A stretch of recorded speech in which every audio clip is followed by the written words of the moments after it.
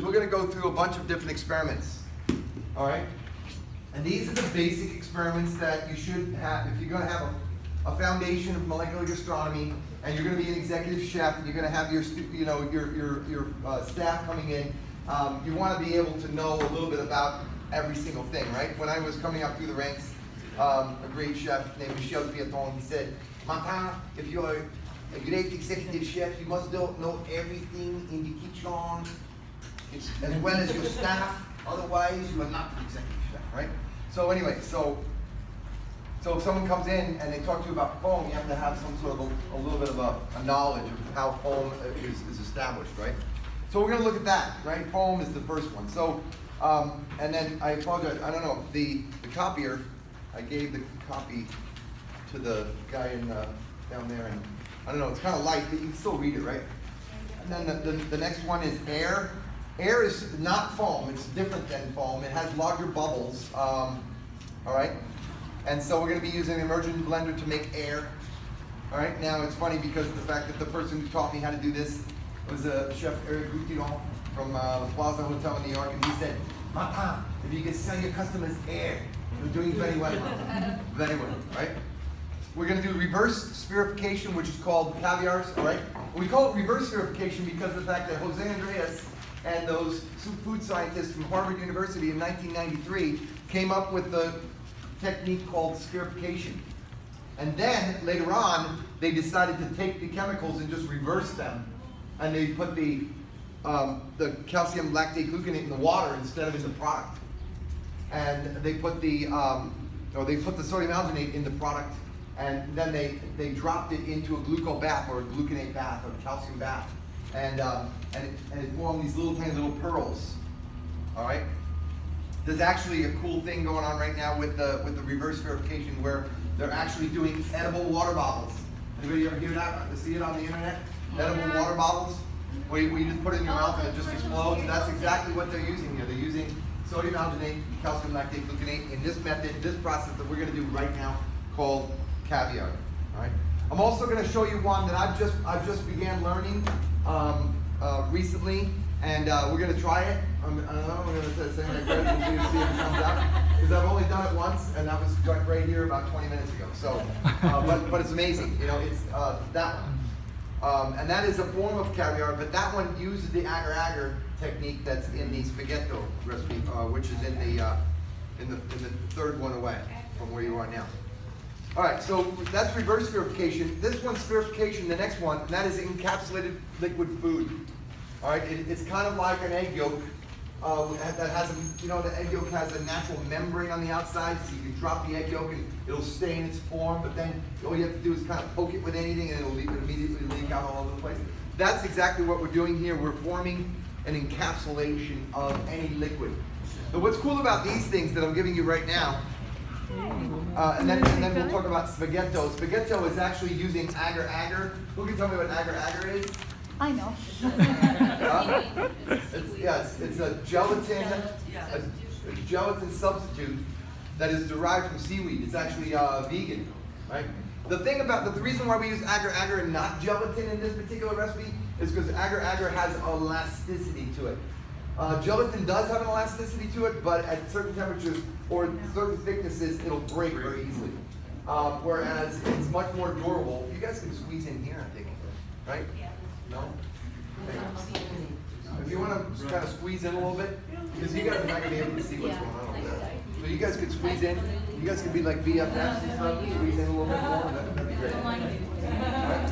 Also, at the break, you can take pictures of the chemicals. That's why I set that table up over there.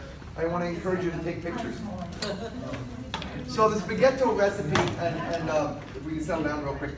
So the spaghetto recipe is really cool because of the fact that it literally makes like gelatin, like Jello, essentially, right? And the Jello is a long spaghetti-like Jello.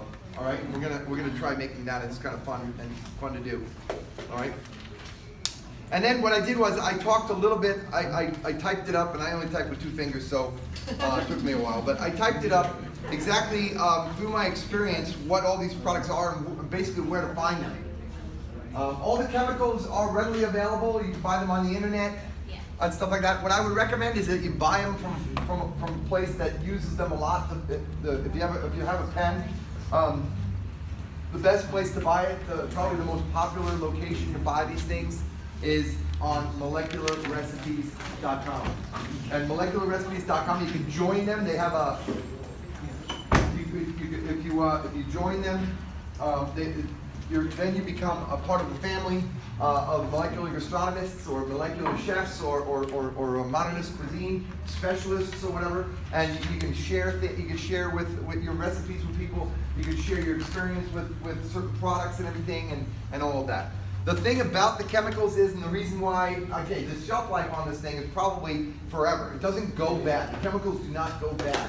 What happens with the chemicals, though, is that they lose their potency.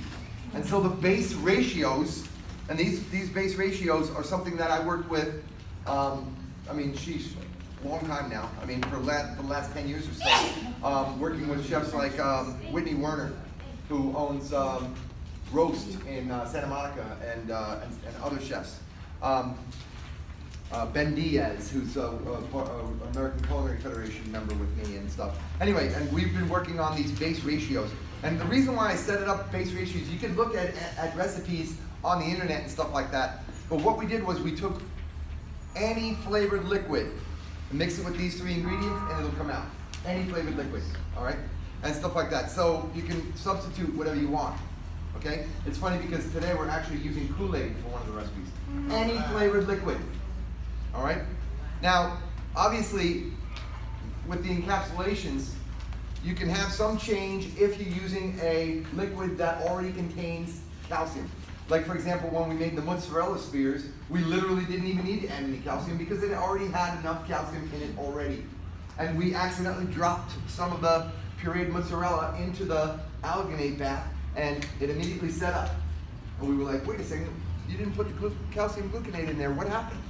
And we found out that it had enough calcium in it already, and we were fine. Yes? Can you use carbonated liquid? No. No? You cannot use carbonated liquid, or you can, but what's going to happen, especially if you're what you need to do for carbonated liquids is you'll need to put it into the ISI charger and carbonate the liquid after.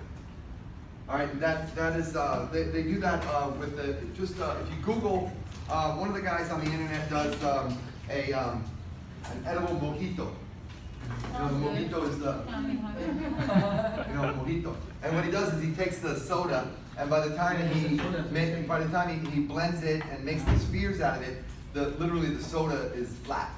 So you don't have that bubbles anymore. So what he does is he makes it with the soda, and then he takes the encapsulated liquid and puts it into an ISI charger and puts in a couple of NO2s. Boom. Now you got the bubbles inside the encapsulated liquid. All right. You probably don't want to use liquids that have a lot of bubbles in them. And the reason why is because of the fact that you're dropping the product into a bath that needs to surround the entire product in order to work effectively. And what happens is, if there's bubbles in there, the product's going to float because the bubbles are going to float, right? They're going to float, and then the top of the product is not going to get encapsulated. So it's kind of difficult to use carbonated liquids. All right. But anyway, so I gave you that this packet is kind of it's really cool. Let me know if you want this packet sent to you digitally. I can do that. Many of you know my email address already, or you can send me a message on Canvas. If you ever had me as an instructor or ever plan to have me as an instructor, you can have me on. You can talk to me on Canvas, and I can send that to you. All right.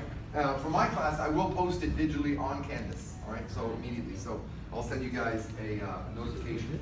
All right. So what we're going to do is we're going to get started. All right. So we're going to start the first experiment.